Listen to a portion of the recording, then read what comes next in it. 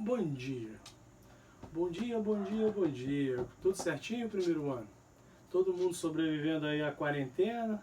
Vocês já estão com vontade de voltar à aula? Eu estou com vontade de dar aula, mas aula assim, ao vivo. Esse negócio de ficar fazendo vídeo, esse negócio de Zoom, eu odeio essas coisas de Zoom, né? É muito chato isso. Então vamos lá, vamos começar aqui. Informo, para que vocês já fiquem espertos.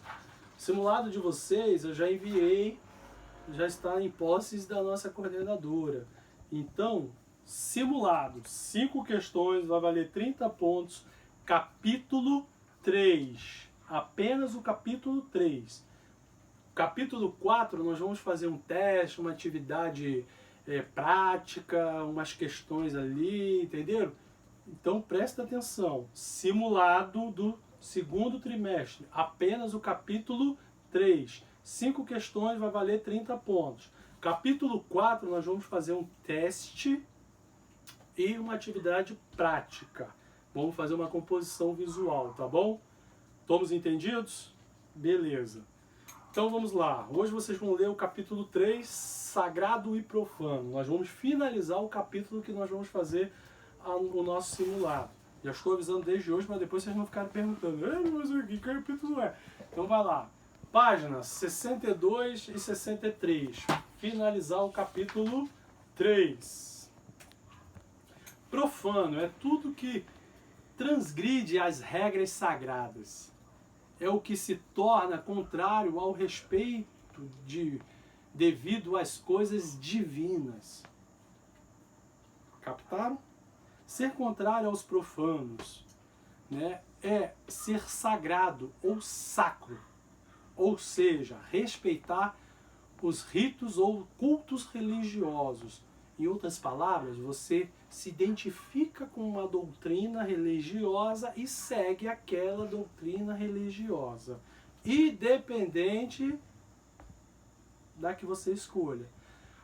Professor, qual é a melhor? Professor, qual é a sua? Professor, aquela não presta. Isso são perguntas que você nunca deve fazer, tá?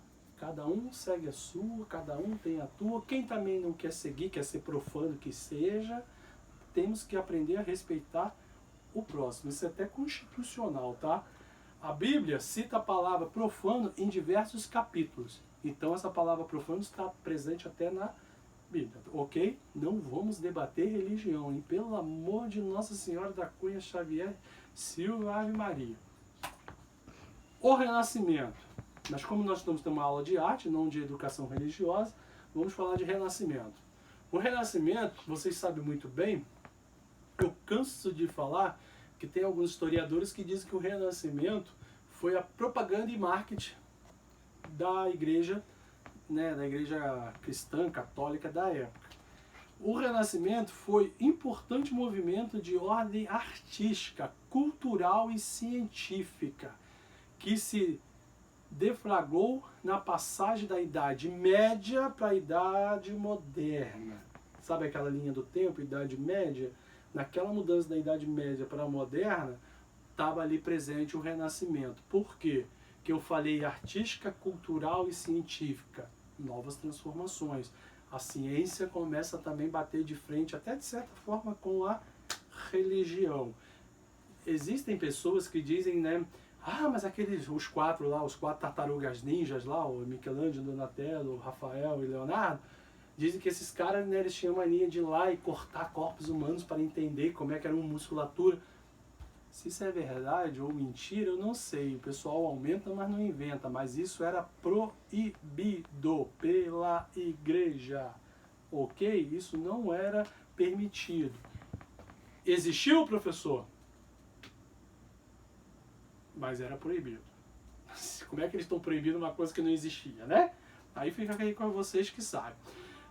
O Renascimento apresentou um novo conjunto de temas e interesses aos meios científicos e culturais de sua época. Ao contrário do que possa parecer, o Renascimento não pode ser visto como uma radical ruptura com o mundo medieval.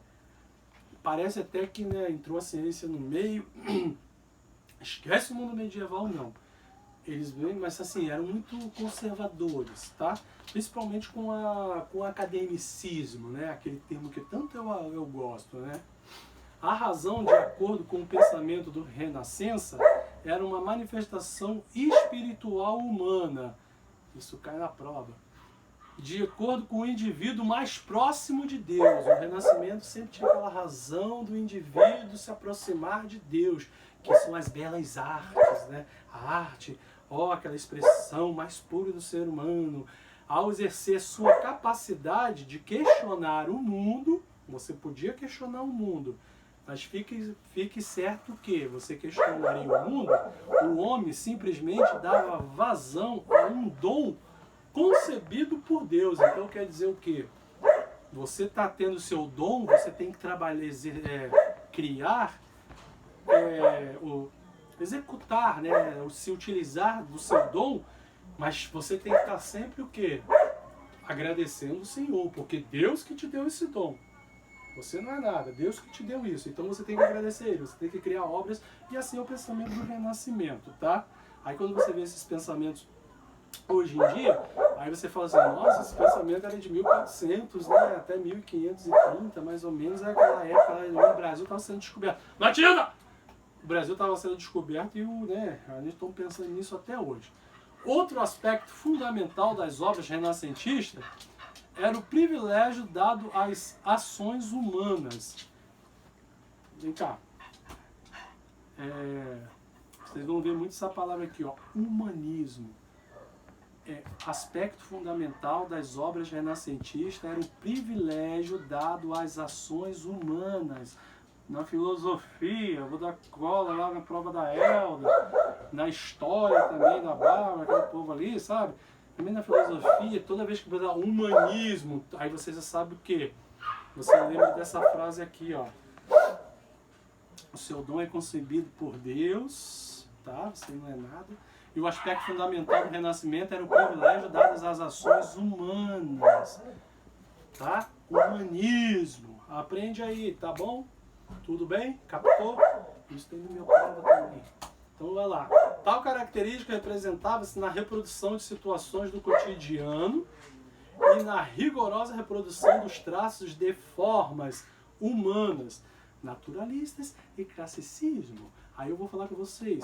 Naturalista é aquela coisa mais próxima do real.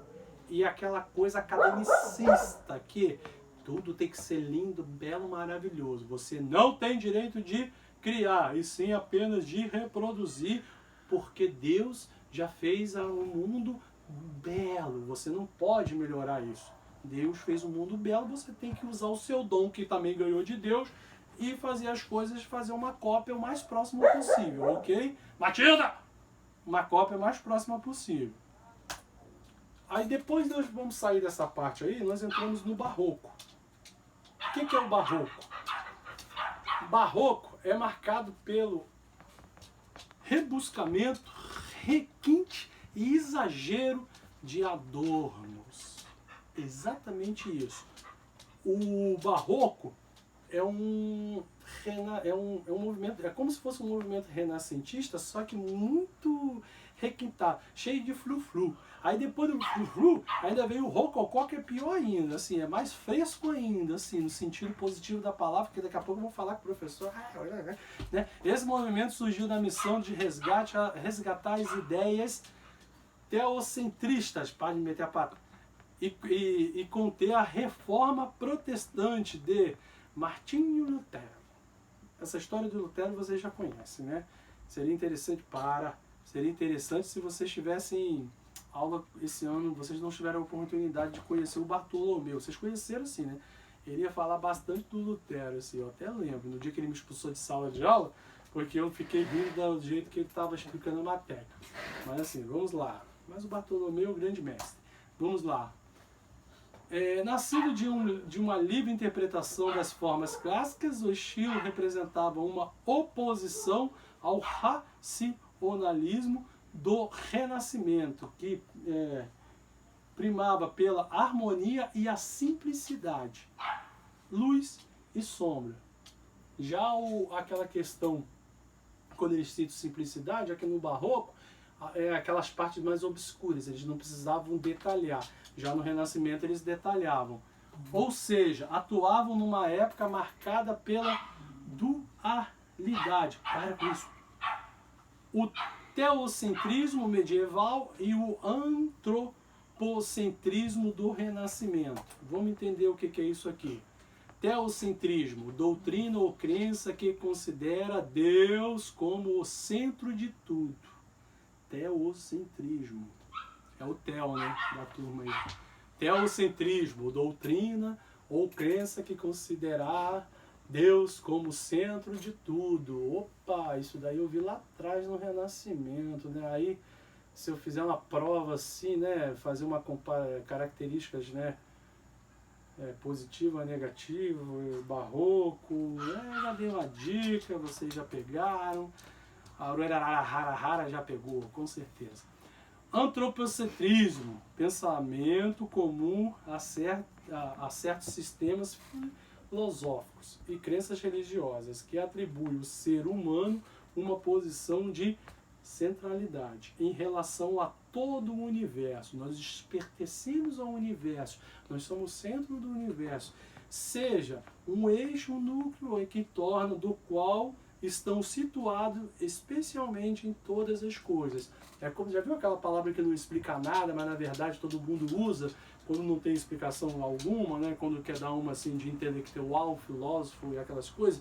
O cosmo. Nós estamos assim, aquele bobo lá do Gilberto Gil que gosta de falar isso. Não, porque o cosmo, não sei o que. Não, aquele papo de baiano, não. Vamos falar assim, sabe? Aquela coisa, você faz parte do universo, só que você está no centro e, né, você tem o seu espaço dentro do universo. Você não pode entrar em conflito com os meios que ali, né, habitam, toda aquela coisa. Vai lá, né? Aí no fim eu falo igual o Gilberto Gil. Ou não é, né? Ele não explica nada. Exercício, vocês agora vão fazer tudo, da página 64 até a página 67, o exercício proposto. E o exercício se liga no Enem, que é da página 67 a 68. Enviar tudo até dia 24 às 17 horas. Até dia 24 às 17 horas. Gente, aquele questionáriozinho que tem no fim de cada capítulo, tá bom? Bem, espero que vocês tenham entendido. Capítulo 3 será o nosso simulado, 5 questões. Eu já passei aqui todas as questões que estão... Todas não, mentira. 2 questões que estão no simulado. E daqui pra frente, qualquer dúvida, é só entrar em contato por WhatsApp, e-mail, fiquem à vontade. Caso você não receba lá corrigido, toda vez que eu corrijo a sua atividade, eu boto lá corrigido e respondo. Depois de 2, 3 dias, se você não receber corrigido, é a prova que você não... eu não recebi seu e-mail. Aí você envia de novo. Entra em contato com o WhatsApp e fala, professor, eu enviei, mas chegou, entendeu? Igual o Diogo sempre faz assim e dá certo. Tudo bem? Muito obrigado. Qualquer dúvida é só entrar em contato. Valeu!